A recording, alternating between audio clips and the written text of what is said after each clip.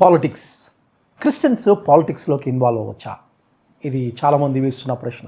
దీనికి రెండు రకాల ఆన్సర్స్ మనం వింటూ ఉంటాం. ఎంటర్ అవ్వకూడదని కొంతమంది ఎంటర్ అవ్వాలనేది.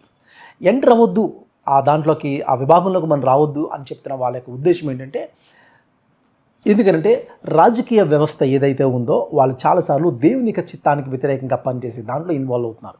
ఫర్ ఎగ్జాంపుల్, కొన్ని రాజకీయ వ్యవస్థలు, కొన్ని పాలిటిక్స్లో కానీ గేమ్ మ్యారేజెస్ కానీ, కదా, హోమోసెక్షువాలిటీ కానీ, లేకపోతే ప్రాస్టిట్యూషన్ కానీ పర్మిషన్ ఇస్తే అలాంటి వాటి యొక్క లీడర్స్కి మీరు ఓటేయడం వల్ల ఏమవుతుంది అని అంటే, దేవుని రాజ్యం వ్యతిరేకంగా ఉన్న ఆ చీకటి శక్తులకి మీరు ఏం చేస్తారంటే సపోర్ట్ చేసినట్టుంది. కాబట్టి మీరు పాలిటిక్స్లోకి ఎంటర్ అవ్వద్దు అని అన్నారు. కాబట్టి ఇది ఒక యాంగిల్ మనం చూస్తూ ఉన్నాం.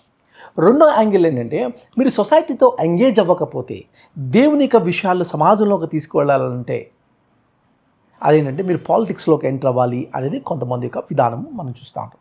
కాబట్టి రెండు రకాలుగా మనం చూడవచ్చు. ఒకటి, కొంతమంది సొసైటీలో ఎంగేజ్ అవ్వాలి అని అంటున్నారు, కొంతమంది ఎస్కేప్ అవ్వాలి అని అనుకుంటారు.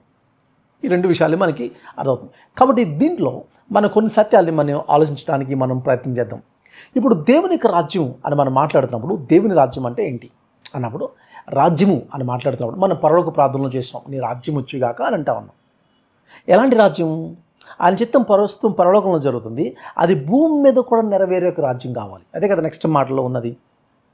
కాబట్టి దేవుని యొక్క రాజ్యం ఈ భూమి మీదకి రాబోతుంది అనేది. అందుకనే యేసు ప్రభువునికి ఏమన్నామంటే, ఆయన ఈ రాజులందరికీ రాజు, ప్రభువులందరికీ ప్రభువు అని అన్నాం. Is the king of the rulers of this world, లేదా is the ruler of the kings of this earth అన్న మాట ఉపయోగించాడు. ఎక్కడ? ప్రకటన గ్రంథము 1వ అధ్యాయము 5వ వచనంలో ఆయన భూపతులకు అధిపతి అన్న మాటను ఉపయోగించాడు. భూరాజులందరికీ ఆయన అధిపతి. Is a ruler of the kings of the earth. ఈ రాజులందరికీ ఆయన రూలర్ అన్న మాటలు చెప్తాను. అంటే ఒక రాజకీయ వ్యవస్థ ఈ ప్రపంచంలోకి రాబోతుంది. ఎందుకంటే దేవుడు మనకి చూపించిన, ముందుగా నెబుకద్నెజర్కి చూపించిన దర్శనంలో అదేంటంటే ఒక స్టాట్యూ మనం చూస్తాం. అది బంగారంతో తలచేయబడింది, తర్వాత సిల్వర్తో, బ్రాంజ్తో, ఐరన్ అండ్ క్లేతో కలిసి ఉన్న రాజ్యము ఒక చిన్న రాయి వచ్చి కొట్టింది. ఆ రాయి పేరు ఏంటంటే దేవుని రాజ్యం.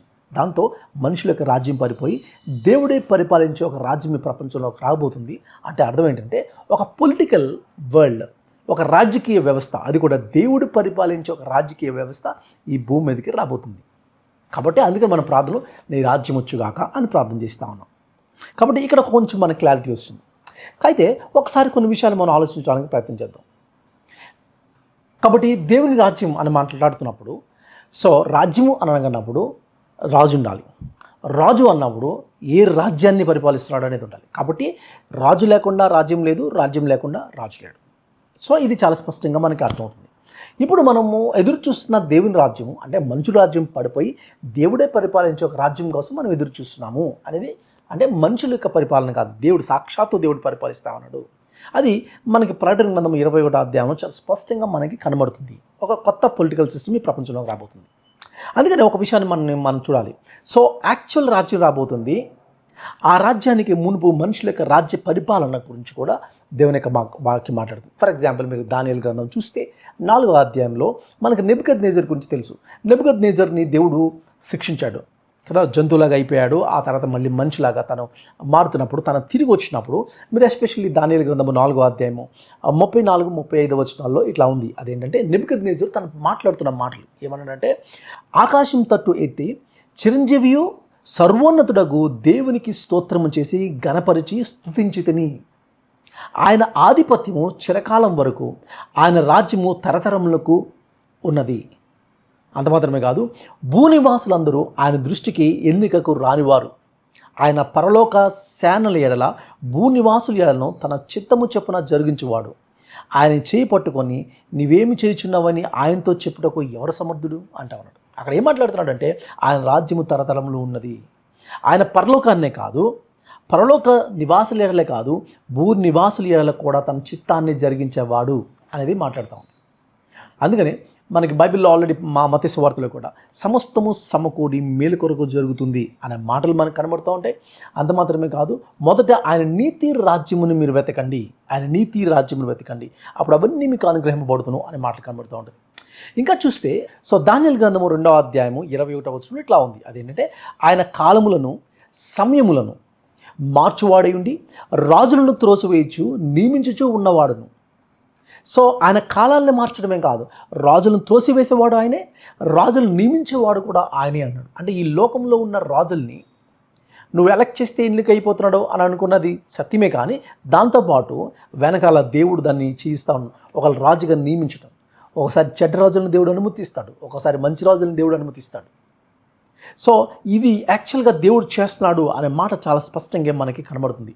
అంత మాత్రమే కాదు, ఈవెన్ దానియేలు గ్రంథము 4:17 మనం చూస్తే అక్కడ ఉన్న మాట అంటే, మహోన్నతుడగు దేవుడు మానవుల రాజ్యం పైన అధికారి ఉండి తాను ఎవరికి నిశ్చయించుకున్నా వానికి అనుగ్రహించును అన్నాడు. సో మహోన్నతమైన దేవుడు మనుషుల రాజ్యం పైన అధికారిగా ఉన్నాడు అనే మాట చాలా స్పష్టంగా మనకి అర్థమవుతుంది. కాబట్టి ఒకటి ఏంటంటే, పాలిటిక్స్ని మనం ఎలా చూడాలి, ఒక క్రిస్టియన్ పాలిటిక్స్ని ఎలా చూడాలి అనే విషయాన్ని చూసినప్పుడు మనం ఒకటి అర్థం చేసుకోవాలి. అదంటే దేవుడు ఈ ప్రపంచాన్ని సరిచేయడానికి, రెస్టోర్ చేయడానికి ఆయన ప్రయత్నం చేస్తున్న దాంట్లో పాలిటిక్స్ కూడా ఒక పార్ట్ అనేది మనం ఆలోచించాలి. దేవుడు న్యాయాన్ని ప్రపంచంలో ధర్మాన్ని తీసుకురావాలనుకున్నప్పుడు పాలిటిక్స్ ద్వారా కూడా కొంత జరుగుతుంది. ఎందుకంటే దేవుడే నియమిస్తూ ఉన్నాడు అన్న విషయం మనకి చాలా స్పష్టంగా మనకి కనబడుతూ ఉంది. ఎందుకంటే రోమపత్రిక మీరు 8:28 చూసినప్పుడు అక్కడ ఏముంటుందంటే, దేవుని ప్రేమించే వారికి అనగా ఆయన సంకల్పం చెప్పున పిలువబడిన వారికి మేలు కొరకుటకై సమస్తము సమకూడి జరుగుతున్నాయి అన్న మాటలు దాని అర్థం అంటే all things together for the good అని అంటాడు. ప్రతిదీ మంచిది కనుక, మంచిది అవ్వడానికి లేకపోతే మేలు కొరకే జరుగుతుంది. అయితే ఈవెన్ ఈవిల్ మ్యాన్, చెడ్డ మనిషి తన పవర్ని మిస్యూజ్ చేసుకోవడానికి కూడా దేవుడు ఏం చేస్తున్నాడంటే, దాని వెనకాల కూడా ఒక మేలు, దాని ద్వారా కూడా మేలు చేయబోతా ఉన్నాడు ఈ ప్రపంచానికి అనే మాట చాలా స్పష్టంగా మనకు అర్థమవుతుంది. ఒక మాట మీరు ఆలోచించండి. రోమపత్రిక 13:1-8 కొన్ని వచనాలు మేము ముందు పెడతాను, జాగ్రత్తగా వినండి ఈ మాటలు. అదేంటంటే రోమపత్రిక 13 రోమన్స్ చాప్టర్ 13:1-8 ఇట్లా ఉంది. అదేంటంటే, ప్రతి వాడును పై అధికారులకు లోబడి ఉండవలెను, ఎలా అనగా దేవుని వలన కలిగిన తప్ప మరి ఏ అధికారము లేదు, ఉన్న అధికారములు దేవుని వలనే నియమింపబడ్డాయి. కాబట్టి అధికారం ఎదిరించేవాడు దేవుని నియమమును ఎదిరించేవాడు తన మీదకి తానే శిక్ష తెచ్చుకుందును అంటూ ఇక్కడ చూడండి 3rd verse అన్నాడు, ప్రభుత్వము చేయవారు చెడ్డ కార్యములకే కానీ మంచి కార్యములకు భయంకరులు కాదు. నీకు మేలు కలుగుటకు అధికారులు దేవుని పరిచారికులు. చెప్పండి, పొలిటీషియన్స్ అధికారులను ఏమన్నా దేవుని పరిచారికులు, వారికి భయపడక ఉండి కోరుతావా మేలు చేయము, అప్పుడు వారి చేత మెప్పు పొందుతావు. నీవు చెడ్డని చేసిన ఎలా భయపడము, వారు ఊరకనే ఖడ్గము ధరింపరు, కీడు చేయు వారి మీద ఆగ్రహము చూపుకట్టకై వారి ప్రతీకారము చేయు దేవుని పరిచారకులు. పొలిటీషియన్స్ని ఏమంటున్నాడంటే వాళ్ళు దేవుని పరిచారకులు అని అంటున్నాడు. సో ఇది మీరు మాట్లాడుకుంటూ వెళ్తేనంటే పొలిటీషియన్స్ని దేవుని యొక్క వాక్యం చాలా స్పష్టంగా ఏమంటుందంటే వాళ్ళు దేవుని యొక్క పరిచారకులుగా మనం మాట్లాడుతూ ఉంది. కాబట్టి మనం గుర్తుపెట్టుకోవాలి అదేంటంటే, చాలామంది ఏమనుకుంటారు అని అంటే, గవర్నమెంట్ యొక్క రెస్పాన్సిబిలిటీ ఏంటి అని మనం ఒకసారి ఆలోచిస్తే కనుక అదేంటంటే ట్యాక్స్లు కలెక్ట్ చేయడం, పన్నులు వసూలు చేయడం. అంత మాత్రం కాదు, సమాజంలో శాంతి భద్రతలను నియమించడం అనేది కదా గవర్నమెంట్ అంటాం. ఇప్పుడు అలాంటి గవర్నమెంట్ని ఎవరు నియమిస్తే, ఎవరిని ఎన్నుకుంటే శాంతి భద్రతలు జరుగుతాయి ఈ ప్రపంచంలో అని నిర్ణయించుకునే ఓటింగ్ హక్కు దేవునికి ఇచ్చాడు కదా. మరి ఆ ఓటింగ్ని నువ్వు హక్కును ఉపయోగించుకున్నప్పుడు you are voluntarily involving in the politics కదా, మీరు పాలిటిక్స్లో ఇన్వాల్వ్ అవుతున్నారు కదా. కాబట్టి దేర్ఫోర్ ఇప్పుడు పాలిటిక్స్ మీరు తప్పని ఎట్లా అంటారు? ఈ విషయం మనం గమనించాలి. ఇది చాలా జాగ్రత్తగా మనం ఆలోచించాలి. అపవాది యొక్క కుట్ర ఏంటంటే, ఒక మంచి గవర్నమెంట్ రావడం వల్ల మంచి సమాజం నిర్మింపబడుతుంది అనేది అపవాది యొక్క కుట్ర. కానీ గుర్తుపెట్టుకోండి, మంచి గవర్నమెంట్ వల్ల ఏదో వ్యవస్థ రాదు. సో వ్యక్తి మారకుండా వ్యవస్థలో మార్పు రాదు. ఆ వ్యక్తిని మార్చేది ఎవరు అనంటే గవర్నమెంట్ కాదు. ఒక ఘోర పాపని తన హ్యాబిట్స్లోంచి బయట తీసుకొచ్చి మార్చగలిగే శక్తి దేవుని వాక్యానికి మాత్రమే ఉంది, దేవునికి మాత్రమే ఉంది. ఎందుకంటే ఆ మనిషిని కలుగజేసిన దేవుడు మాత్రమే మనిషి యొక్క జీవితం పాడు చేసుకున్నప్పుడు సరి చేయగలడు. కాబట్టి ఆ మనిషిని సరి చేసినప్పుడు మాత్రమే అవుతుంది, అది దేవుని వాక్యానికి ఉంది. అందుకని అబ్దుల్ కలాం గారు ఒక మంచి మాట అంటాడు. ఆయన ఏమంటాడంటే, భారతదేశానికి కావాల్సింది ముందు స్మార్ట్ సిటీస్ మీద ఫోకస్ చేస్తుంది, కానీ భారతదేశానికి కావాల్సింది స్మార్ట్ సిటీస్ కాదు, స్మార్ట్ సిటిజన్స్ కావాలన్నాడు. వ్యక్తుల్లో మార్పు రాకుండా వ్యవస్థలో మార్పు రాదు. కాబట్టి గవర్నమెంట్లో గవర్నమెంట్ ద్వారా మంచి ఎకానమీ స్ట్రక్చర్ కానీ లేకపోతే మంచి ఎడ్యుకేషన్ ఇవ్వడం వల్ల ఒక వ్యక్తి మారిపోతున్నాడా అంటే అవ్వదు. ఇది గమనించాలి. కాబట్టి ఈ వ్యక్తిలో మార్పును తీసుకొచ్చేది మాత్రం దేవుని యొక్క వాక్యం. అందుకని దేవుని యొక్క వాక్యం ఏం చెప్తుందంటే ప్రపంచానికి వెలుగు ఎవరు అని అంటే మన పొలిటికల్ సిస్టమ్ అని చెప్పట్లే. నువ్వు లోకానికి వెలుగు, నువ్వు లోకానికి ఉప్పు అని అన్నాడు. కాబట్టి నా ఇన్వాల్వ్మెంట్ ఈ ప్రపంచంలో జరగాలి, అంతేకాని పాలిటిక్స్ ద్వారా మాత్రమే ఇది ఒక లైట్ వచ్చేస్తుంది అని అయితే మనం అనట్లేదు. అయితే ఆ లైట్ని క్యారీ చేసినవాడు పాలిటిక్స్లోకి ఎంటర్ అవ్వాలి అని మాట్లాడుతూ ఉన్నాను. ఆ విలువలను ప్రాక్టీస్ చేసినవాడు పాలిటిక్స్లోకి ఎంటర్ అవ్వాలి. అయితే పాలిటిక్స్లోకి లేకపోతే రాజకీయ వ్యవస్థలోకి క్రిస్టియన్ వాల్యూస్ లేదా బిబిలికల్ ట్రూత్స్ని తీసుకెళ్ళిన వాళ్ళు అలాంటి వాళ్ళు ఎవరు ఉన్నారంటే చాలామంది ఉన్నారు. ఫర్ ఎగ్జాంపుల్ విలియం విల్బర్ఫోర్స్ కానీ, లేకపోతే లార్డ్ స్టాన్ఫోర్డ్ కానీ, లేకపోతే ఎలిజబెత్ ఫ్రై కానీ, లేదా మార్టిన్ లూథర్ కింగ్ కానీ, లేదా డెస్మండ్ టుటు, ఇలాంటి వాళ్ళు చాలామంది మనకు కనబడుతుంటారు. క్రీస్తు యొక్క వాల్యూస్ బిబిలికల్ సత్యాల్ని పాలిటిక్స్లోకి తీసుకువెళ్ళడానికి వాళ్ళు చేస్తున్న ప్రయత్నాలు. ఈవెన్ మన భారతదేశంలో కూడా, మన ఇండియాలో ఇప్పుడు ప్రస్తుతానికి ఇంటలెక్చువల్ స్పీకర్స్ అని చెప్పుకోవడానికి మనకి ఇద్దరు ఉన్నారు. ఒకటి విశాల్ మంగళవాడి కానీ, లేకపోతే సిబి శామ్యుల్ లాంటి వాళ్ళు స్కాలర్స్ మనకున్నారు. వాళ్ళు ఈవెన్ పొలిటికల్ వరల్డ్లో కూడా దేవుని యొక్క రాజ్య విషయాలను తీసుకువెళ్తూ ఉన్నారు. అలాంటి సిస్టమ్ని వాళ్ళు ఎస్టాబ్లిష్ చేస్తూ ఉన్నారు. ఈవెన్ అలాగే బాబు వర్గీస్ ఖాన్, ఈవెన్ మన ఆంధ్రప్రదేశ్లో తెలుగు స్టేట్స్లోకి మనకు బాగా తెలిసిన వాళ్ళు అంటే ప్రవీణ్ పగడాల గారు.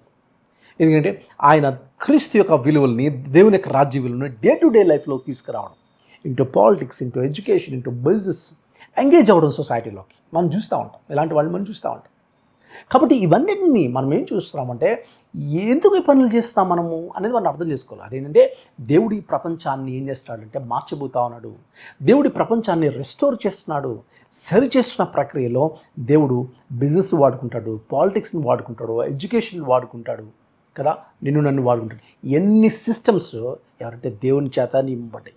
అందుకని వాడు ఏమన్నాడంటే అపవాది వచ్చి లోక రాజ్యాలను దాని మహిమను యేసు ప్రభువుకు చూపించి ఇవన్నీ నా చేతిలో ఉన్నాయన్నాడు. ఒక నమస్కారం ఇస్తే ఇచ్చేస్తానంటే ప్రభు అంటాడు నో, యాక్చువల్గా అది రాజ్యం నాది. నేను ఆదాముకి ఇచ్చి దీన్ని డెవలప్ చేయమని చెప్తే ఆదాము తీసుకొచ్చి నీ చేతిలో పెట్టాడు. నువ్వు ఇల్లీగల్గా రూల్ చేస్తున్నావు. కాబట్టి నా రాజ్యం ఎలా తెచ్చుకోవాలో నాకు తెలుసు. నా రాజ్యం తెచ్చుకోవడానికి నేను ఏం చేస్తానంటే ముందు నీ చేతిలో ఉన్న బిడ్డని నేను విమోచించుకుంటాను. ఇప్పుడు విమోచించుకున్న బిడ్డల ద్వారా విమోచింపబడిన సమాజాన్ని నిర్మిస్తాను.